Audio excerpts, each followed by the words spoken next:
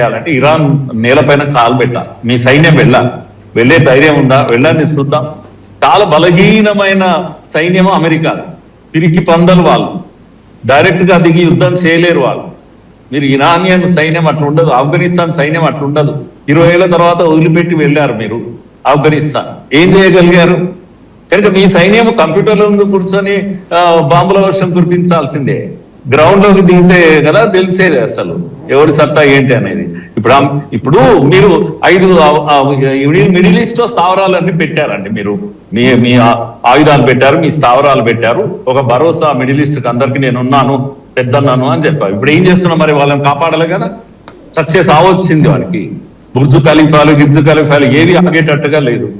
మరి నువ్వు ఎందుకు పెట్టావు? పెట్టకుంటే వాళ్ళకి ప్రాబ్లమే లేదు. ఇరాన్ ఎందుకు అటాక్ చేస్తుంది? ఇరాన్ మిడిల్ ఈస్ట్ కంట్రీస్ మీద అటాక్ చేస్తుందా? లేదు, అమెరికా స్థావరాల మీద అటాక్ చేస్తుంది.